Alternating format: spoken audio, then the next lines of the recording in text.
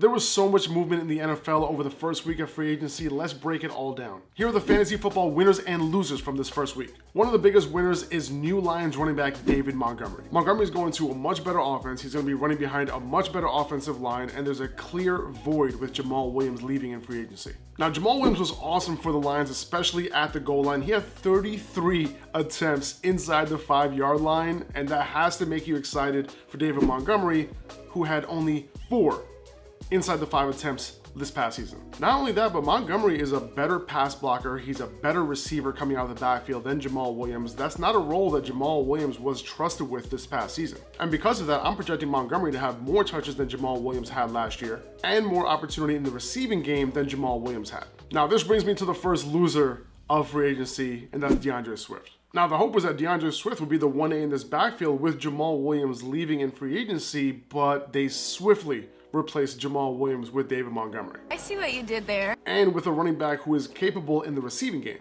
Now, nowhere as capable or explosive or efficient as Swift would be in that role. But some of the opportunity that definitely would have went Swift's way this year can go towards Montgomery. And that's very disappointing for Swift's value going into 2023. Now, coming into free agency, Swift was my RB10 in Dynasty. Now, he's fallen back to my Dynasty RB15. But with that being said, I am buying Swift low where I can. If I could acquire Swift for a mid-second round rookie pick, even this year, I'm okay doing it. He's set to be a free agent after the 2023 season. He's only going to be 25 years old, so I'm taking a shot at upside there if you can make that happen in your league. Now, Rashaad Penny, another big winner from free agency. Now, I know he would have liked a lot more money, but this is a low-risk, high-upside signing for the Eagles. Penny has been one of the most efficient and explosive running backs when he's on the field. The chances of him actually staying on the field this year, if he's given some opportunity, probably low. But should we be taking shots on him late in drafts? Absolutely. Behind this offensive line on a great offense, we saw what Miles Sanders was able to do last year. I think Miles Sanders is not as good of a running back as Rashaad Penny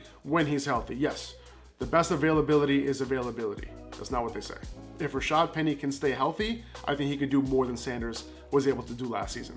Now, I don't believe the Eagles are just going to go into this season with Rashaad Penny as their only early down guy. Yes, they do have Boston Scott, they have Kenny Gainwell, but I still think they're going to draft another back potentially on day 2, maybe round 3, to either insure Penny or just simply play over Penny, maybe a 1A, 1B type of situation, but they cannot go into this season just assuming that Penny's going to stay healthy. And I'm still taking shots on Penny if that happens, because if he gets any opportunity this season, he can be very fantasy relevant. Don't forget what he did at the end of 2021. He was winning people fantasy championships. Yards after contact, through the roof, big plays, nonstop. And despite the fact that he won't be using the receiving game, he still has upside. Justin Fields, an obvious winner. He didn't have a number 1 wide receiver last year. Matter of fact, he didn't have any wide receiver last year for a big portion of the season, but he still managed to finish as the QB5, and now he has DJ Moore. And not only does he have DJ Moore, he's going to have a healthy Darnell Mooney, he's going to have a healthy Chase Claypool. I think that's a very solid wide receiver core for us to assume that the Bears are going to pass the ball a lot more than they did last season. Per dropback, he was basically scoring the same amount of fantasy points as Jalen Hurts.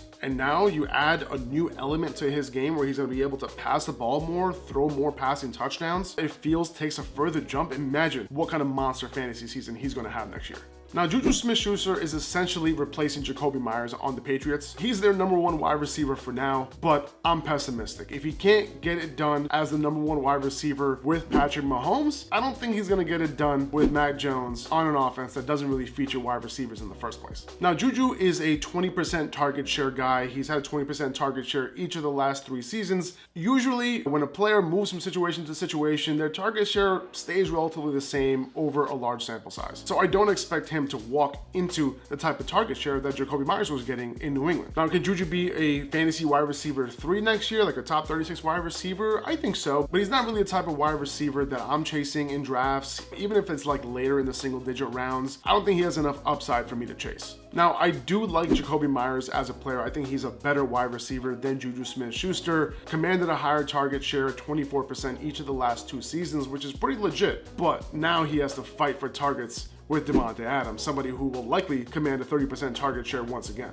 And while we can argue that he's the clear number 2 target behind Davante Adams, his quarterback is still Jimmy Garoppolo. That's some disrespectful shit. And yes, we've seen wide receivers somewhat thrive with Jimmy in the past, but that was on a Kyle Shanahan offense and guys like Deebo Samuel who makes a living after the catch. And Jakobi really isn't that type of receiver, so I'm not sure how well this fits. I think there were better landing spots, with better quarterbacks and potentially a situation where he could have been the 1A or the 1B in target share. Now, the Darren Waller trade definitely helps, but the Raiders still have Hunter Renfrow, somebody who had a 1,000-yard season the year before. Last season, he was banged up, so I wouldn't be surprised if we see a 2A, 2B situation when it comes to target share between those two. Ezekiel Elliott was just released by the Cowboys. It's an end of an era, but it's Tony Pollard's time to shine. He's a winner as a result of Zeke being cut and him being franchise tagged. Now, I won't be surprised if Dallas still drafts a running back on day 1 or day 2 of the NFL draft, so this might be short-lived for now, but as of now, Tony Pollard is the guy. And for now, he's the one who's going to be getting those goal line carries, a key role that he did not have last year. He was still able to finish as a RB1 in fantasy points per game without that role. Now imagine if he gets that role this year.